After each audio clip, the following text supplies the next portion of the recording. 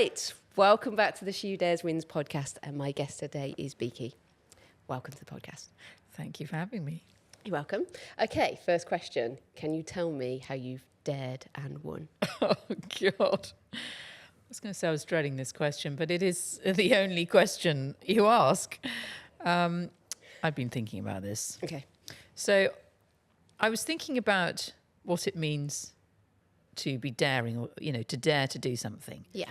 So if you dare to do something, does it require bravery? And if you're being brave, does that mean you're fearful? So what have I done where I've been fearful? Does that make sense? I like this. I like how you reconstructed this. Yeah. Yeah, go with it. I like that. This, or it's a very empty podcast.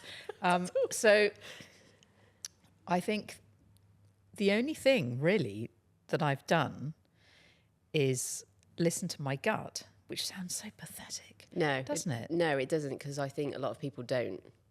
I mean, if you listen to your gut and then you go with how you feel, I think that's sometimes quite daring. It can take bravery.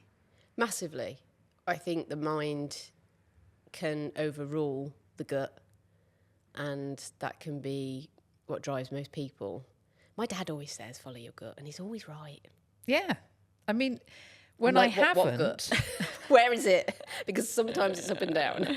But when you have a feeling about something, when I haven't gone with it, it's usually ended quite badly.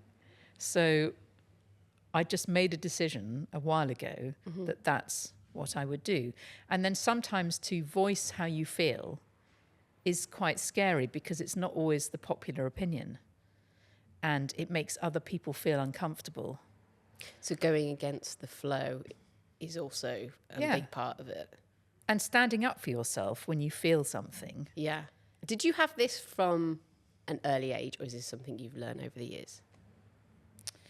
So I had a slightly unconventional upbringing, nothing too out there, but my parents weren't together, and I was with my mother until I was about 7, and then she got married to my stepfather, who was, you know, my father for the next 10 years, 11 years until he died.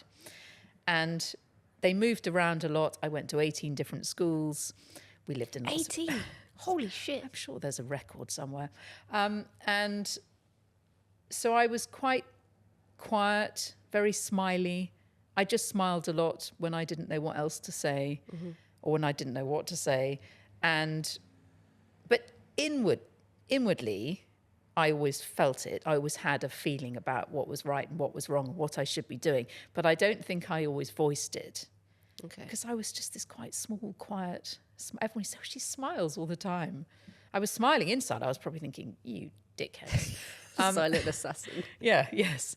And so it was only as I got older that I realised if I didn't say what I felt, and if I didn't stand up for myself, no one else was going to. Yeah.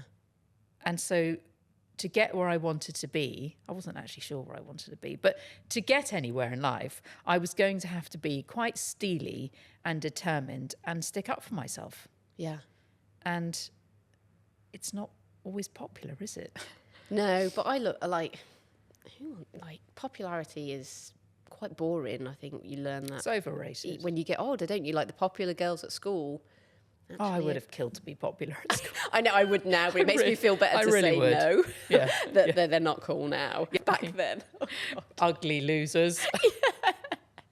It was time. And so how has that affected your career and life? Because you on Instagram, you are a fishing lady. And I always struggle with this term because I'm like fisherman, fisher them. Do you have any, is it just you go fishing? I call myself a fisherman because it just sounds I feel like we're easier. reverting back to that. If I say a fisherwoman, I don't know, it sounds like I'm trying to make a point. But yeah. Interesting enough, I was listening to a podcast where they said that the word actress is actually not being used as much now, and it's just actor. Because it just... Yeah. Okay. So your kind of profile is fishing, which I think is fascinating, and we need to come on to that. But has that always been part of your journey, or did you start out... You started fishing? in TV, didn't you? Come on, let's get into it. I didn't start anywhere. Do you want me to start with blind date? Because I also need to hear that story. I need to hear that story. Everything that's happened in my life has been random. Okay. I didn't have a plan. Uh-huh. I didn't know you could have a plan. No one told me you could have a plan. I was too busy changing schools. Very true. You know, there was no plan. Yeah. I left school at 17, halfway through sixth form, because my parents ran out of money. I went to private school, they ran out of money, and so I left. And then I did a secretarial course because it was a sensible thing to do. My mother said, if you can type, then, you know, you can always get a job. And it turned out I couldn't. I got sacked a lot. So thanks for that. I was an appalling secretary. I'm very disorganised. I'm a little bit, you know, we've discussed this before. I'm a little bit shiny new. I'm not very focused. I had no idea what I wanted to do. People kept saying, oh, you'll find your thing.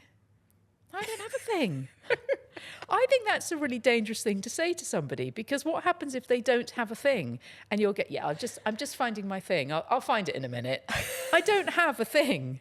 There is no thing. So I just kind of cruised along and blagged my way into a few things. And for some reason, I was desperate to work at Coca-Cola. Okay. I think I'd heard that you could have free Coke there. I wasn't allowed Coke growing up. So, but I never got a job there. I applied through an agency, then I applied on my own, and Coke said, no, we've told you to fuck off. We don't want to employ you, just as a secretary, nothing major. Anyway, I had a series of great jobs. I was very lucky. And then I randomly got a job on Watchdog, BBC Watchdog. And I didn't ask for the job. I didn't necessarily want the job, but it was a really fun job, and I did it for a while, and it was great. And then I had another random job. Wait, you were the voice, so you were a voiceover on Watchdog, was that right? I was a reporter. You were a reporter? Yeah. Oh, God. I've definitely seen you at some point. I just So Watchdog. random. And I did that for a few years, and that was really fun. And I got a job as a journalist by mistake. I was city diary editor of the Sunday Telegraph. Holy fuck, you never mentioned this. Because I never asked for that job. I thought they'd got it wrong. I honestly thought they'd got me in by mistake for the interview. Anyway, I got that job and I did that, and that was fine. And that was fun. But the fishing bit was a forced hobby by my parents. Thank you. Because they love fishing.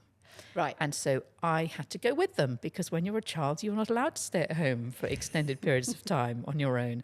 So I started fishing as a child, and then I didn't fish for a long time, and then I fished again. I said this on another podcast, actually. I've been on another podcast. Isn't that amazing?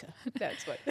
And basically, my now boyfriend bought me a present, which was a night in a lovely pub near us, and a day's fishing on the river behind the pub. Mm-hmm.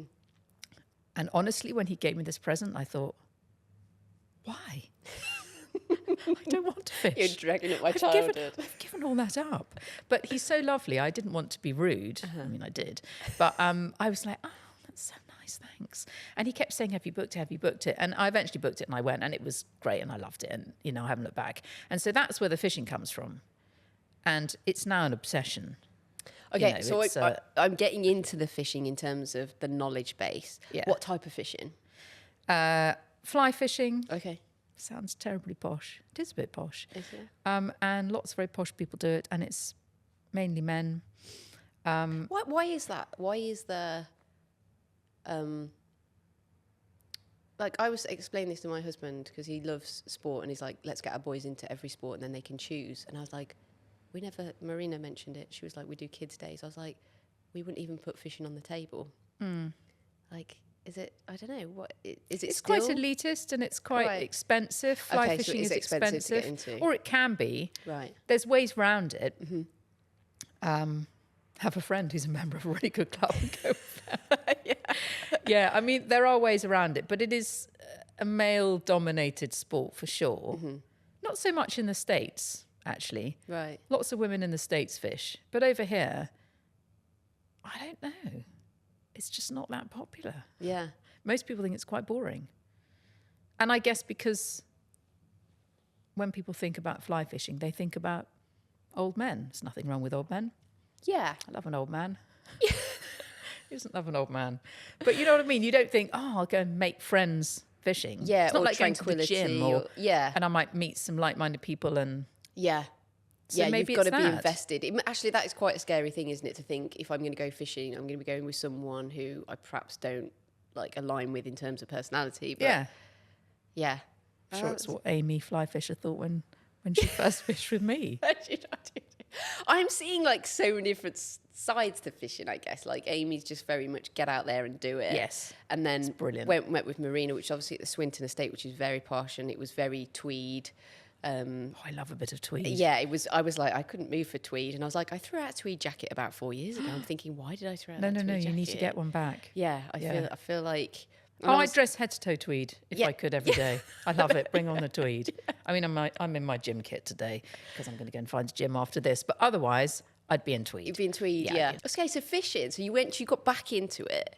Got back into fishing, and am now, it's a hobby, but it's also become a little bit more. Mm-hmm. So I guide people. Don't tell everyone that because I don't want to guide anyone and everyone. But by appointment. Yes, by appointment only. Because I'm not an instructor. I'm not qualified to teach somebody how to cast but guiding is fairly straightforward if you fish a lot, which I do. Right. So I know how to catch a fish. And so I quite enjoy taking people out and teaching them where to look and what fly to put on, and it's quite fun. So it's sort of become a little bit more than a hobby without really meaning to be. Like the rest of my life, a little bit random. Yeah, completely random. And what's the enjoyment part of that? Is it seeing somebody catch a fish for the first time? Yeah, it's seeing them realise that it's not this really boring, I was going to say quiet. It can be quiet. People see it as a time to switch off, relax, don't think about anything. I mean, when Amy and I fish together, it's fucking carnage. There's no quietness. It's not still and quiet and we're meditating and, there's a lot of swearing and a lot of shouting and a lot of excitement. Mm-hmm. It's really exciting catching a fish, I think. Yeah. You target a fish and you trick it and it takes your fly. It's really exciting. Yeah. So I love that. I love it when people go, oh, it's not really my thing. And then you take them and they go, oh, it could be my thing. Yeah. Maybe this could be one of my things. Yeah. And it's like that being open. It goes back to what you said at the start about just listening to your gut and being open to things. Yes. And then finding that thing and finding your people within that thing. Did you find your people within fishing? Because I know Amy said to me, she was like, ask Beaky about like some of the stuff that's been said. I don't think I can tell you half the things that have been said. Oh, please. I'll show you some of the things that have been sent. I heard about some sort of DM slip of some suspenders. Do people send some very interesting things. Flattered that at my age anyone thinks they want to send me anything. From the fishing world or not? From the fishing world and yes, from further afield. I mean, I still find that kind of thing hilarious. Yeah. There's a dark side to fishing then. Yeah, anyone that sends me anything, know that I'm showing my daughter. Because she finds that hilarious as well. I'd say generally the community is pretty nice and accepting but you still get that oh, gosh, what are you doing here as a woman? Yeah. And are you here to find your husband? Somebody said to me recently. I said, no, I got rid of him years ago. No. They just still think that I'm there to do the catering or... Yeah. I guided for a friend recently and the bunch of guys turn up and they're like, this is one of your guides. And they go, sorry, you?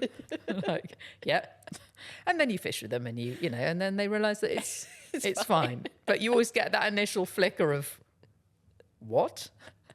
Who brought her? I can 100% relate to that. I've often had, do you know where the engineer is? You're looking at her. Do you know where the site manager? You're looking at her. And That's then brilliant. I love that. And like, would you mind just giving the toilets a clean? I'm like... Do you want me to whip up a cake while I'm at it? Yeah. I mean, I don't mind. You got any ironing? And then I'm like, it's so stereotypical, isn't it? And it doesn't offend me at all. I find it really funny. Yeah, because what comes after is either a little bit of embarrassment on their part, or just a banter and a joke, and you get out of that. So yeah, I think it is amusing. Is it the place in London, which I think is kind of like headed by King Charles Fishing Association? The Fly Fishing Club, Fly Fishers Club. Yeah, Amy, when she said that, I think she received some correspondence for them about attending, and they were like, you can attend, like no women are allowed, but you can attend if you come with a husband. And she was like, well, that fucking didn't work, does it? Because I'm gay. It's just brilliant. It's just brilliant. You can't write this shit, can you? Like, fuck's sake. I mean, but that kind of thing, it's great that it got attention. Yeah. It's fantastic. It was Lucy Mantle, I think, that first wrote the letter. It's overturned, isn't it, now? Yeah, it's amazing. Yeah. It's amazing. I mean, why wouldn't you have women? I mean, it's just... They need someone to clean, surely. Absolutely. Who's going to do all the canapes, all the events? I mean, things like that. It's fantastic that people like Amy and Lucy and Marina make a big fuss. Yeah. And, like I said, it's going with your gut. Yeah. And speaking out and making yourself heard, even when it's not popular. That's exactly what I mean. Yeah. Yeah. Isn't it great that we have these women who do that? And the next generation. I didn't write. I feel like I was going to, but I thought, I don't know how to say it any better than they've said it. I'm just trying to circle back on all the shit that I should have done when I was younger to try and empower the others. I was like, don't go in construction, it's shit. And now I'm like, well, we need more women. Everybody get in. It's a wonderful place to be. I don't want to do it, but you do it. Yes. Yeah, I was scrolling through your Insta. I've got a bone to pick with you. Go on. It's totally random. Go on. No, it's good. You tell a very funny story, but it starts with something like, I was 34 weeks pregnant and I'd managed to keep it a secret till now. Sorry, what? Sorry, I've been pregnant. When I was about 22 weeks pregnant, I went into a shop where I know the owner, roughly, and at 22 weeks pregnant, she said to me, any day now, because I was so large. And I was so embarrassed. Yeah. I went, any day now. And I never went back to that shop because I would be the woman who was apparently 18 weeks overdue. So please tell me how you hit that. So purely because of construction, I was freelance and I was very fearful that I was going to get the sack. And I basically had in my mind... What were you wearing? Like a tent? Yeah. How did nobody notice? Because they don't make... I was the size of a house. Right, construction. I was big. I'm not even going to say I was small. They don't make high-vis jackets. My feet went up a size. My hands. Actually, mine did. I never went back. I had to cut jewellery off. No. Yeah, how bizarre. Yeah, it's weird, I isn't it? single-handedly propped up McDonald's during I lockdown. heard this, and I heard that you put a picture of your stomach with I'm. What did you write on your? Yeah, so I wrote building two things at once. That was That's my amazing. superpower towards the end. So the guys on site, the guys I worked with knew at the probably the late 20s stage, because I was going into winter months, so I was wearing a massive jacket every day and I never took this thing off. I was like that kid from East is East, the one that never took the coat off. But they then started to know, but all the other contractors that I was kind of controlling and managing at the time, was building a very glamorous petrol station with a KFC and a Starbucks. They didn't know, and it was because my hormones were up and down. And the reason being is I was so fearful of getting the sack because of I being understand why you'd hide it. I just don't know physically how you did it, because I looked like, I mean, put it like this. I was in the supermarket when I was pregnant, quite heavily pregnant, and I bumped into someone with her husband, a friend of mine, and I was clearly, I can't remember what it was, but I was obviously wearing something I was quite pleased about. And she said, you look like Kylie. And I went, and her husband said, she looks like she's eaten Kylie. And that's how big I was. I was huge.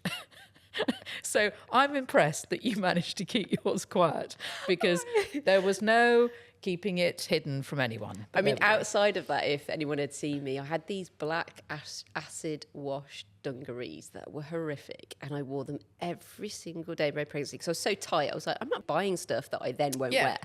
So I wore these, and looking back, I'm like, all my girls in the NCT maternity thing, I'm like, why didn't they have friends, very good friends of mine? I'm like, why didn't you tell me how bad I looked?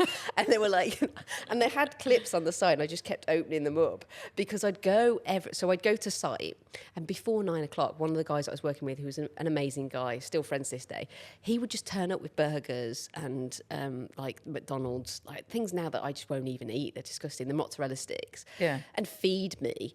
And then I'd get through the morning, and then 11 o'clock I'd say I need to go somewhere, and I'd go and I'd pull my truck up outside of site, and I'd have a sleep.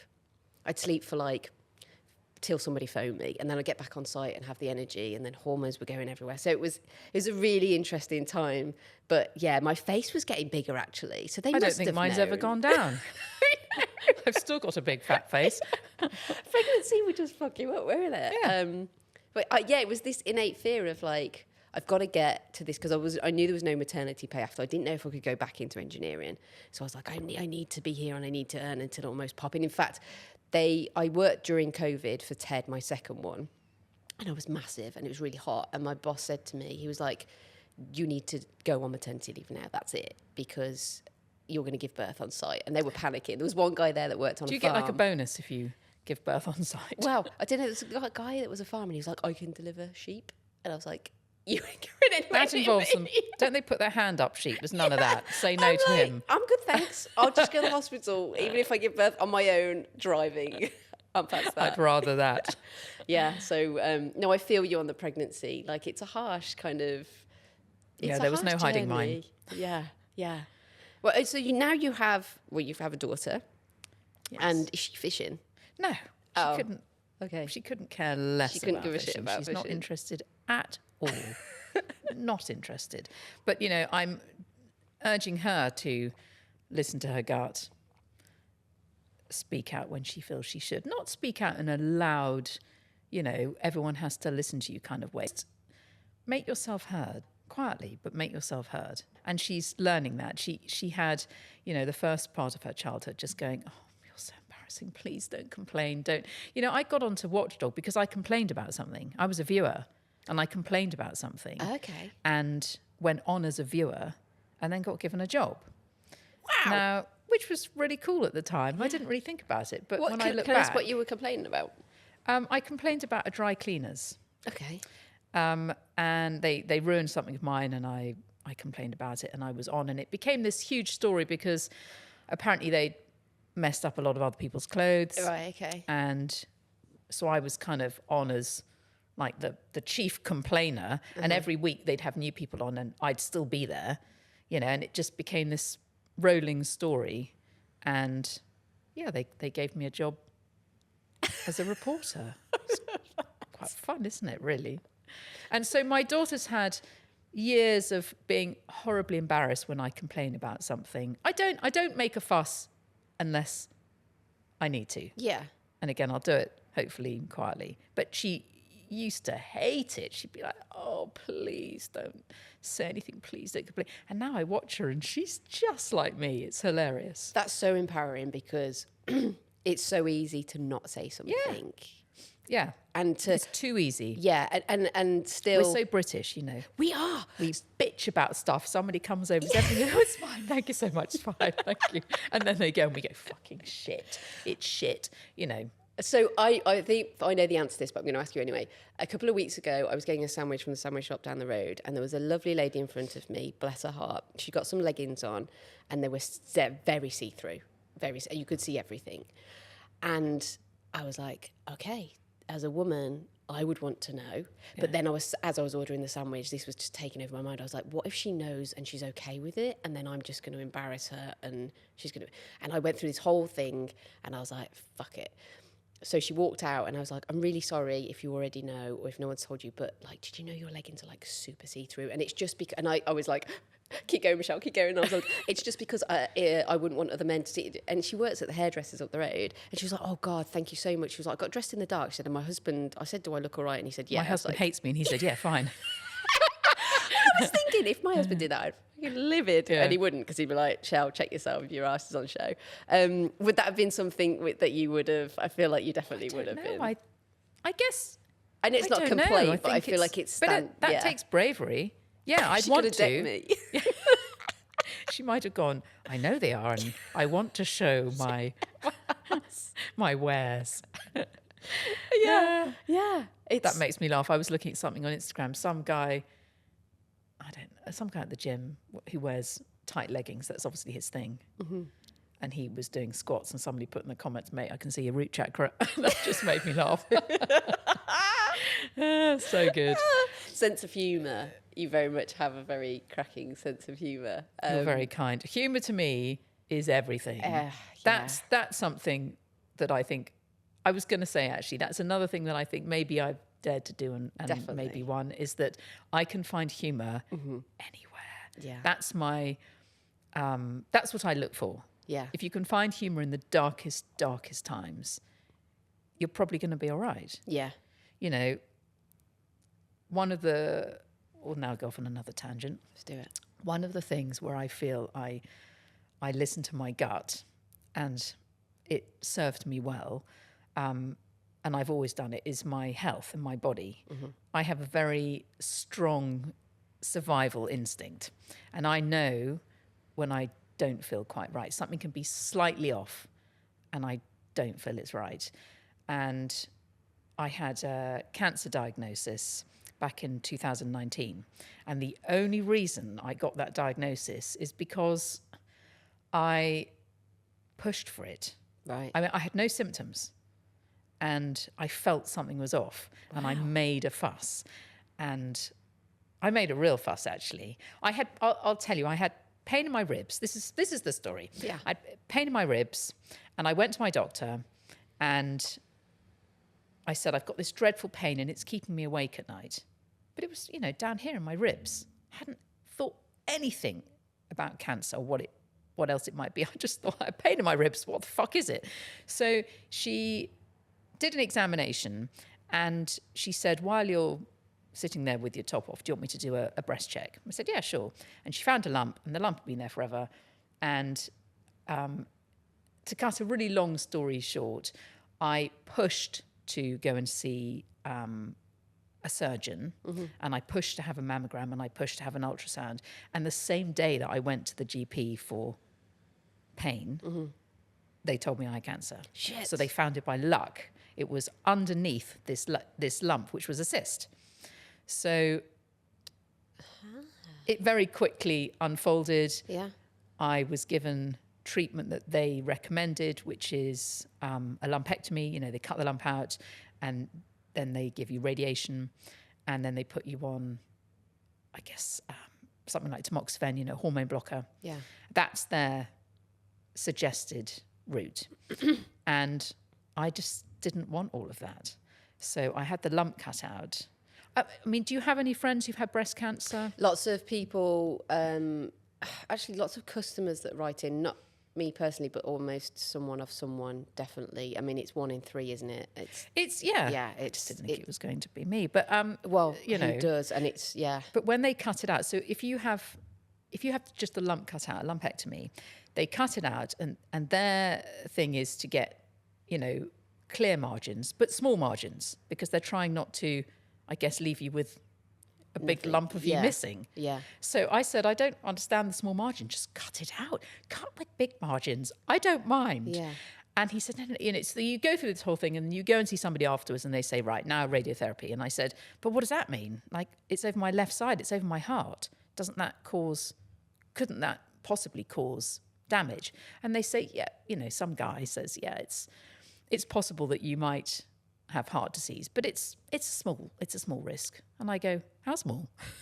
He goes, it's 1 in 200. I'm like, that's quite big. Doesn't sound that small. Yeah. I mean, when it's you. So I said, if I had a bag of minstrels and there were 200 minstrels in there, and I said, would you like a minstrel? And you said, oh, I'd love a minstrel. And I said, oh, by the way, one might kill you. You'd probably go, do you know what? I'll skip the minstrels. I'm all right, thanks. That's how I felt. Now, look, it's a hard topic because lots of people have to have radiotherapy. Yes. Yeah. But I didn't have to, because the option was to have a full mastectomy. Right. So I asked my surgeon, could I not just do that? And he said, no, you can't do that. That's a stupid thing to do. It's unnecessary. It's this, it's that. But I went away and did lots of research. So I had previously done a nutrition degree. So I'm a bit sciencey. So I didn't just randomly Google. I wasn't like looking at Daily Mail stories. Nothing wrong with a Daily Mail story. Everything wrong with Daily Mail. I looked on PubMed and I did my own research, and I discovered that the cancer that I had was a little bit unusual. I think 15% of breast cancer is this type. In the States, it's classed as a different disease entirely. It's a different course of action. So actually what they were offering me wasn't necessarily the best thing for the disease I had, or I had. I didn't have any more. Yeah. So I went back and said, no, this is what I want. And I had to really fight for it. Now, I do have private healthcare. Yeah. Not everyone has that luxury. I know how lucky I am. Yeah. But I do have private healthcare, and I could fight for it, and I did. And I ended up sacking my surgeon and finding another one in London, and I had a full mastectomy. And that took courage. Yeah. Because I didn't know if I was right. And how will I ever know if I'm right? I'm still here. Yeah. So far, I'm winning. Yeah. It might come back. Touch wood. Ooh, Yeah. It doesn't. But I had to really listen to my gut and really go with how I felt. And I had to shout to be heard and to have the treatment that I thought was best for me. Yeah. That's a massive dare and win. I love how you just slide tack. That's huge. Because it's a bit tedious, isn't it? It's like, I was ill or whatever. No, millions of people are ill, and millions of people have cancer, and millions of people have to deal with it. It's, I'm not unusual. No, but you are unusual in the fact that I think we as women don't want to be trouble, and we don't want to. Yeah. We don't, and when it comes to our health, like I have a lot of friends, and myself in perimenopausal, all this stuff's happening, and it's not normal, and so many women that are on the really struggling end of things are just getting fobbed off, and we hear about it in the media, but we hear about it amongst ourselves, and we know women are quite intuitive. Yeah. I feel like that's one thing that we can just say, we are quite intuitive. Again, coming back to gut. And I do believe that whatever happens over your lifetime sometimes can suppress that. And I think it's a conversation that we need to have. So I think we're told not to listen to it. Just carry on. Years before, I went to my doctor and said, could I be tested for the breast cancer gene, the BRCA gene? And he said, why? I went, what do you mean, why? Because I want to know, because, I want to know. And he said, what are you going to do? Mutilate yourself? Or cut bits of your body off if you find out? So I went, and he said, you need to get a hobby. He actually said that to me. You need to get a hobby. Got one, thank you, fishing. And again, how dare you want to know about your own health? Yeah, I wasn't offended, but I went and found out anyway. So I actually went to one of the top geneticists in the country, and I was gene tested, and I don't have the BRCA gene. Mm-hmm. So she said, I don't know why you're worried anyway. And I said, well, my grandmother had it. My great-grandmother died of it. My cousin, maternal side, had it. And she said, well, it doesn't mean to say you're going to get it. Anyway, I went back to her after I was diagnosed and said, could you retest me? She went, okay. And she retested and she said, you don't have the BRCA gene still, but, because the testing's got better, maybe they missed it. And she said, but you obviously have a gene for it. We just haven't found it yet. So, fascinating.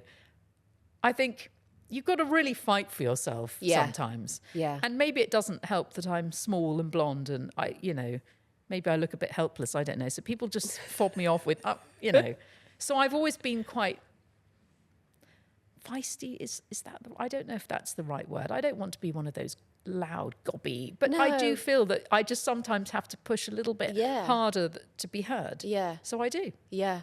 Why not? Yeah. I think because maybe that saved my life. Yeah. 100% would have. I mean, I then I paid to see a specialist for a second opinion after I'd had my operation, the big operation. And he didn't know I'd had this operation. And he said, what would you like to do? And I said, well, actually, I've done it. And I told him, and he said, amazing.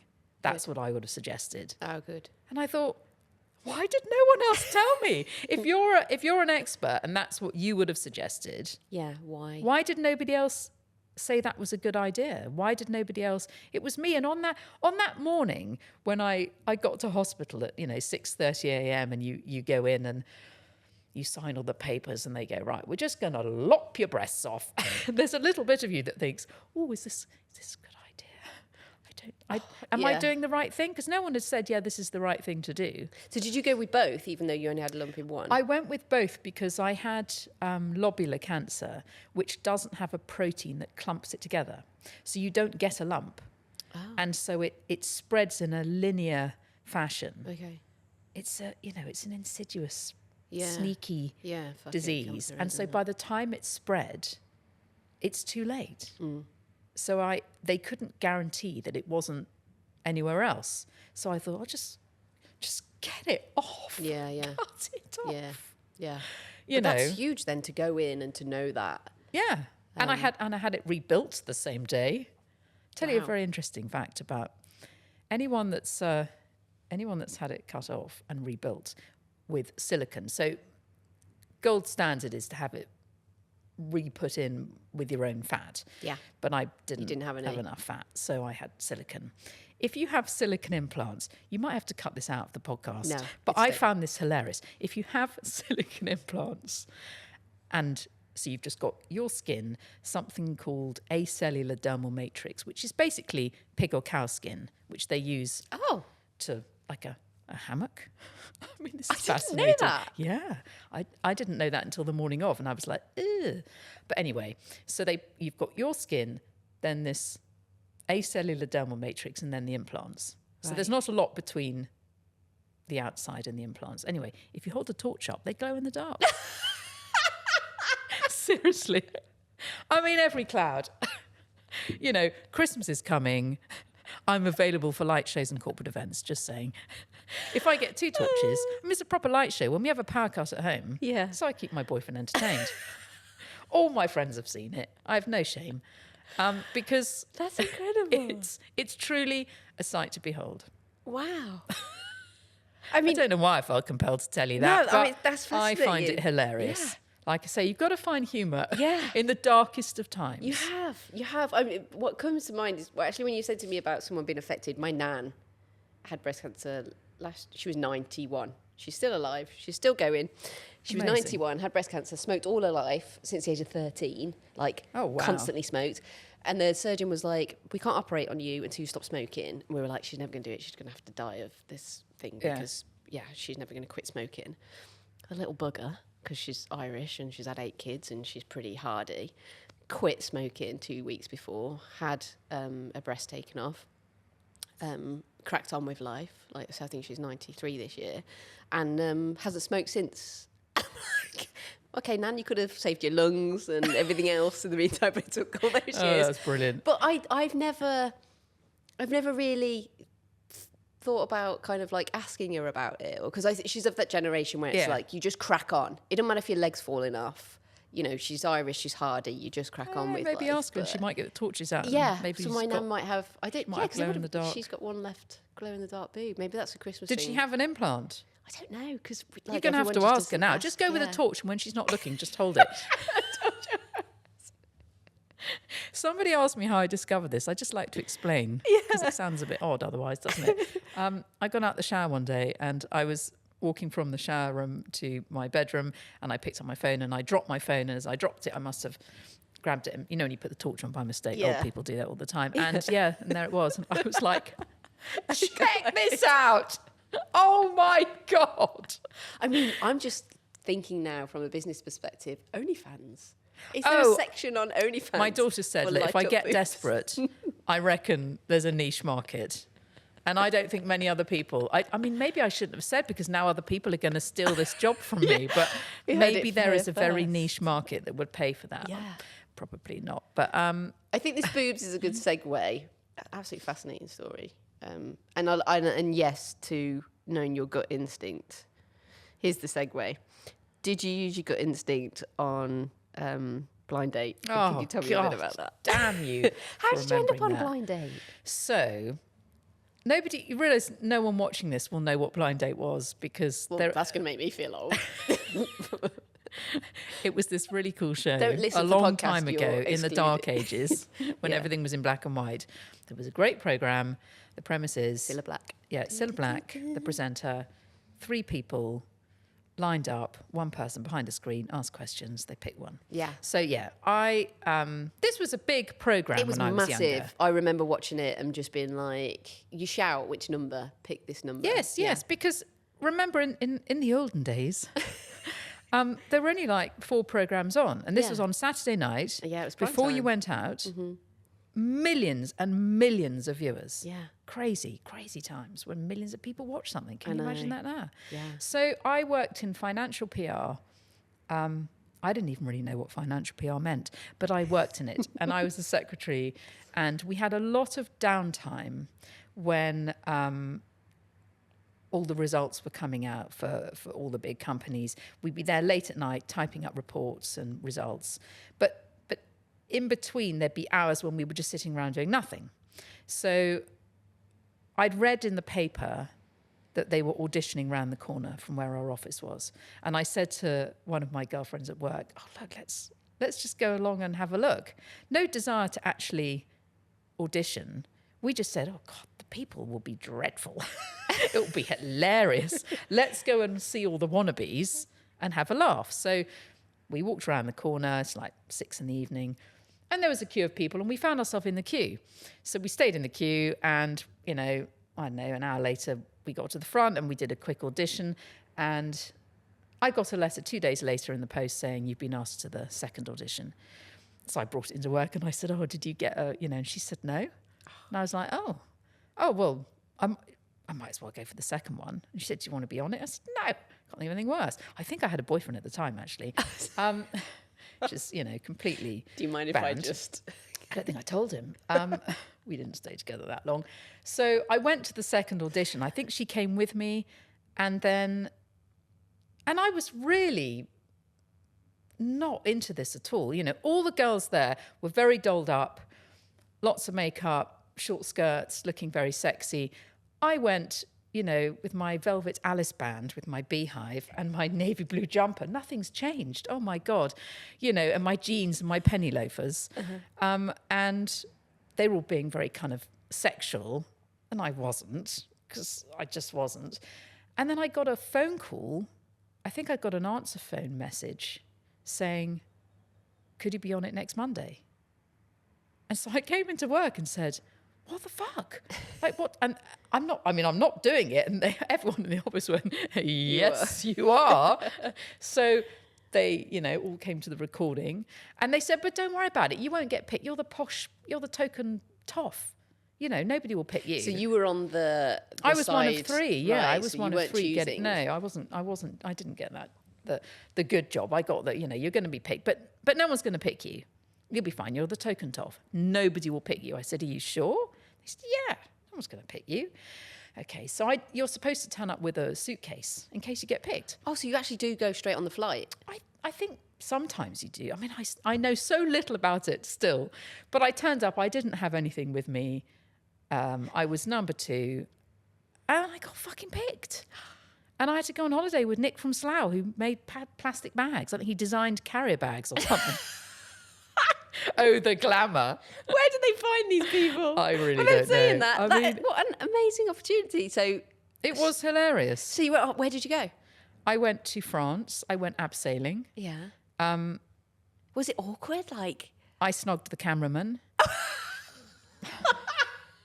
poor Nick. I wasn't going to snog Nick. No thanks. No offence. He's probably a lovely guy. Poor guy. I'm sure he's lovely.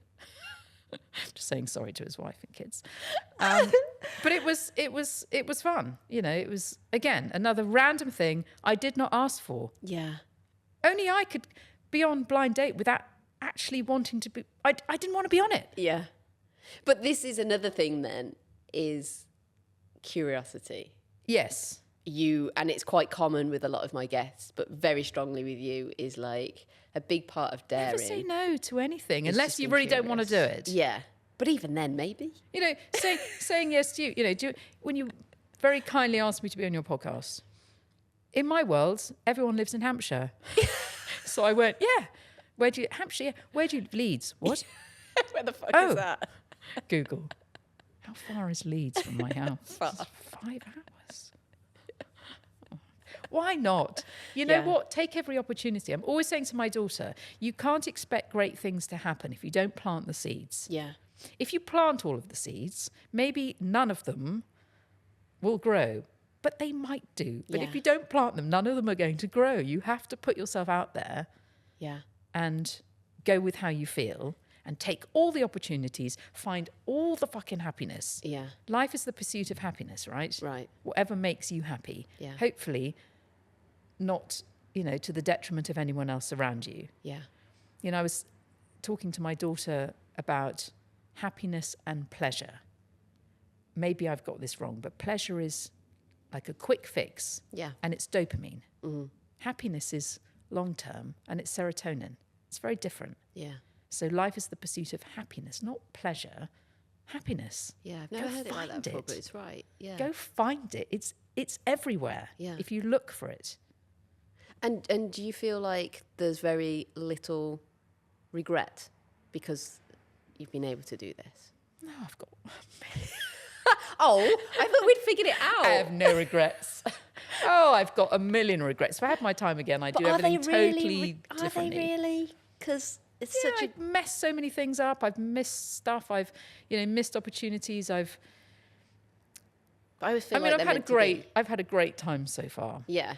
And I'm still here. Yes, and I'm so grateful to be here. And what's next? Like, I think just, being open to stuff and understanding that the world is changing and that there are so many opportunities that maybe we didn't have when we were younger. Yeah.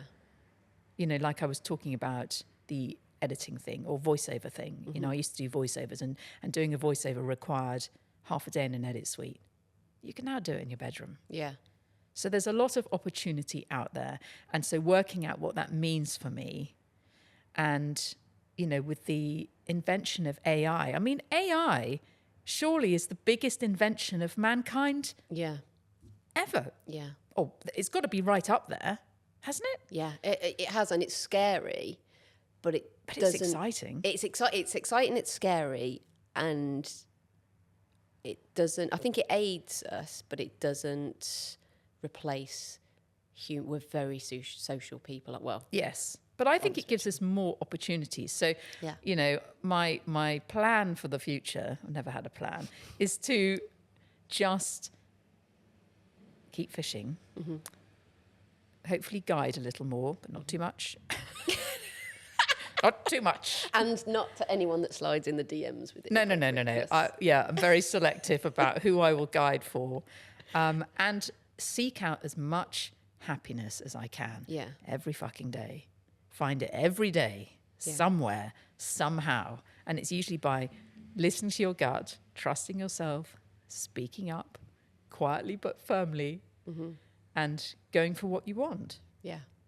And holding steady. Yeah. That's the best phrase anyone ever told me when I was unwell and everyone else was freaking out around me. And I was freaking out. I have to be honest. I've never felt so frightened in my life. I've never felt fear like that of thinking, actually, I might not be here. And, everyone else around you is going, oh my God, please don't die. And I'm trying not to. Not to, yeah. But I don't know, And somebody just said to me, hold steady. And that was the best thing anyone could have ever said. I actually had it tattooed on me. And my daughter's got it tattooed on her. Hold steady. So when something happens and you want to freak out and make a quick decision, a rash decision, or say something stupid or say something unkind or whatever it is, actually, just hold steady. Think about it. Give it 24 hours and then see how you feel. And then freak out. And then be mean. That's my go-to. So that, yeah. I feel like you should write a book. There's another story that I told on another podcast. I want to write a book because it needs to be called A Trout Ate My Dad. because, a very long story short, when my father died and he was cremated, my mother put his ashes into a river and a trout came up and ate him. And I just thought that was a really great way, circle of life. I'm sure he loved that, you know. It's kind of beautiful. Yeah, but then I think somebody would have caught that trout and eaten that trout. So somebody's eaten my father. I don't know how I feel about that. Yeah. Oh, wow. Yeah. A circle of life. The circle of life. Because then, well, we won't go for any further than that, but yeah, that's a circle of, yeah. It's a great ending, isn't it? I've never tasted trout, so I wouldn't even know. Oh, it's delicious. Not Is sure it? about that one, but Yeah. that particular ashy one.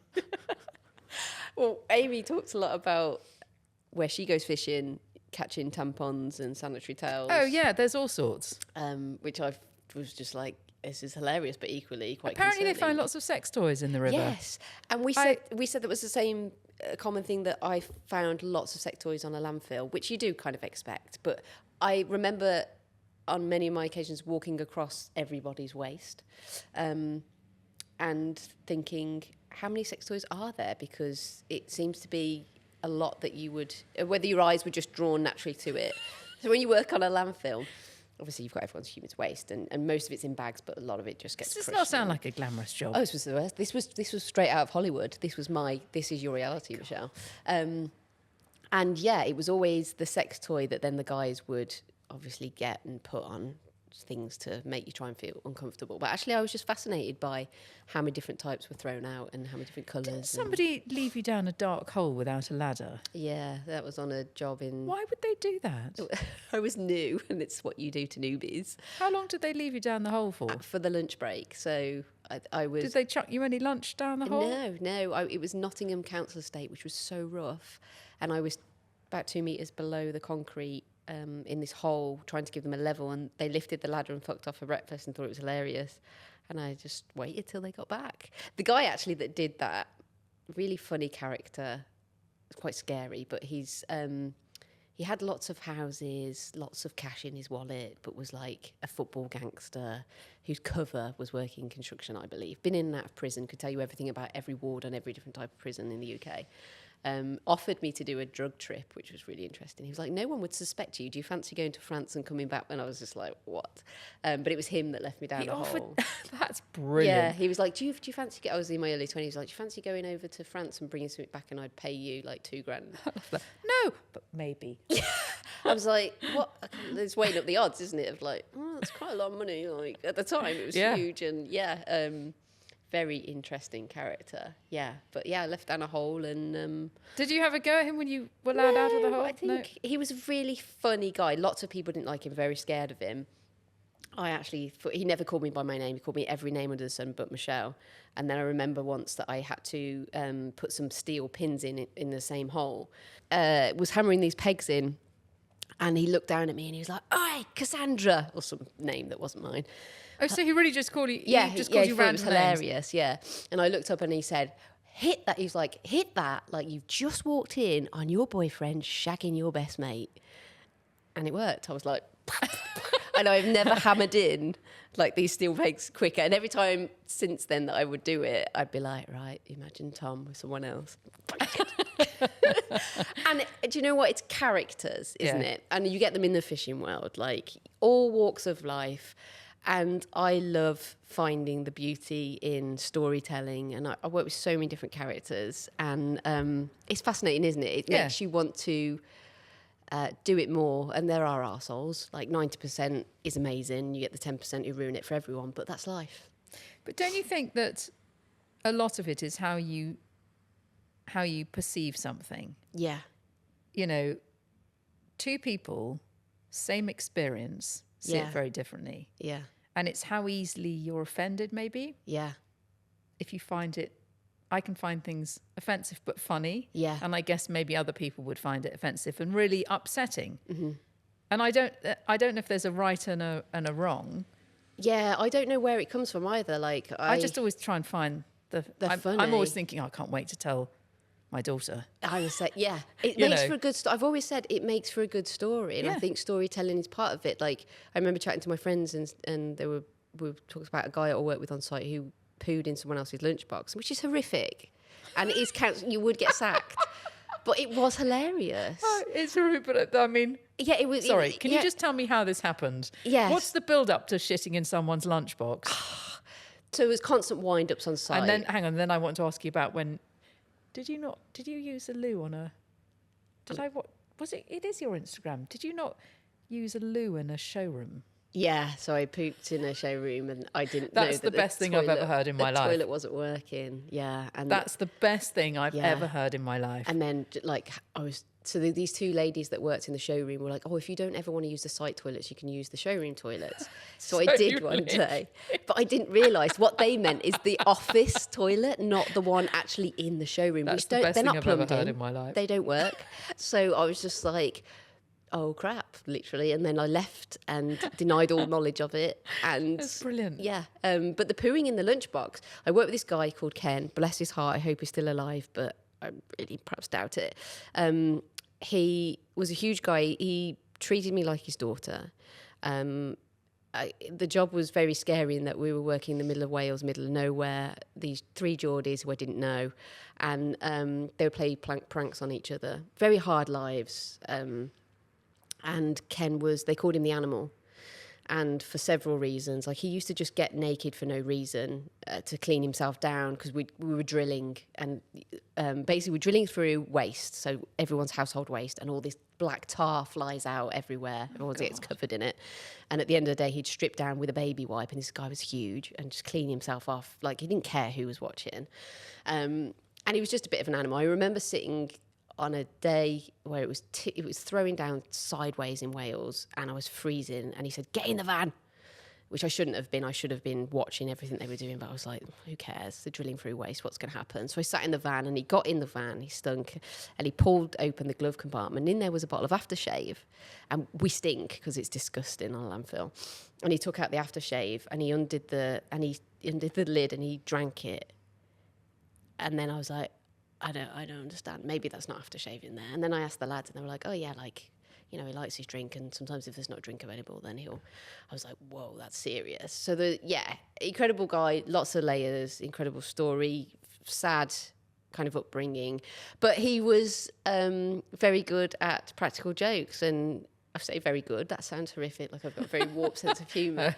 But yeah, he pooped in Kevin's lunchbox, who was the second man on this job. He was also really fearful of heights. He worked on a drilling rig out at sea and they'd drop him off on a helicopter and apparently you have to jump onto because of the movement. This guy was petrified and Ken would purposely send him up on a cherry picker, which is a lift with a little cage, and rattle the hell out of it. Again, health and safety, we would have all been sacked. But yeah, he pooped in Kevin's lunchbox and I'll never forget it because I just was in the van and I could see from a distance the lunchbox get opened and then through.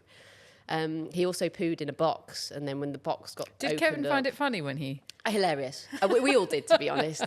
Fits of laughter. Like, it is just one of those things. Office banter. Yeah. I miss those days. But then I chat to my friends, because I was early to mid-20s, never experienced anything else, thought this was normal.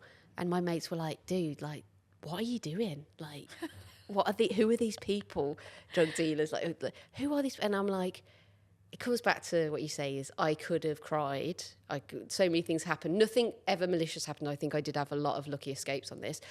But I've got a black book of stories that I think the world needs to know because it was the best time. Yeah. I hate the engineering part is boring as shit. Like who cares who's built the Shard or, I mean, I didn't. I built petrol stations and worked on landfills. But the people, amazing. Yeah, and I came That's what makes anything. Yeah, that's why I love fishing, because I'm usually with somebody quite funny. Yeah, and from we just different laugh. walks of life. I mean, fishing is, there's a certain amount of skill, I guess, and, you know, you need to be able to cast, you need to be able to read a river and know which fly to put on and whatever. But really, I mean, you're just holding a stick. It's no big deal. It's the people, it's the fun that you have. Yeah. And the people that I fish with, we are relentless. You know, we just take the piss out of each other all day. And that's what I love. That's and anyone can enjoy that. It doesn't have a class system on it. It doesn't, no. I mean, I will be in full tweed looking like a dick. But, you know, you don't have to dress like that. You don't have, Is there a ranking of type of tweed? Ooh, ranking like Harris tweed. Is there they've turned up in that tweed, they're that type Oh, of... see, now you've worried me. Because maybe I don't have the right tweed. Shit. I'm going to have to Google this later. There probably is. I've actually asked for a tweed jacket for Christmas. I mean, I've got about 10 tweed jackets, but there's a particular tweed jacket I want. Oh, okay. So there's by the gunmaker Beretta. They make a very beautiful tweed. And wait, did you shoot as well? No. Oh, okay. No, I've tried it and I cry when I kill anything. I put on my fish back. I rarely kill fish. I might kill one if I'm going to eat it. Yeah. But the thought of killing birds, it not makes for me you. cry. I mean, I was literally sobbing in a field when I killed one pheasant and I sobbed for about an hour. Oh. So they said, maybe this is not your sport. Yeah. please go home. Go fish.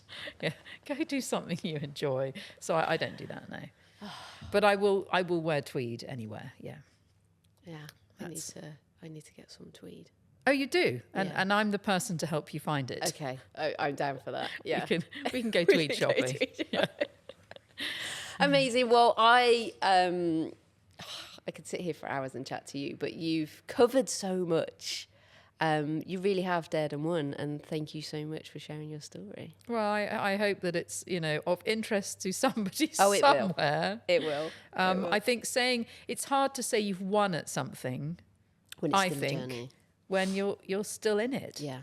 But I think we said earlier about consistency. If you can consistently show up and say how you feel and go with your gut, I think you're probably winning on some small level somewhere. Yeah.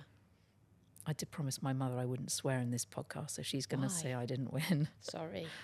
Sorry. I don't think my mom listens to these because she knows that I swear. I gave up trying to stop my daughter swearing a long time ago. She's 20. Just one quick last story.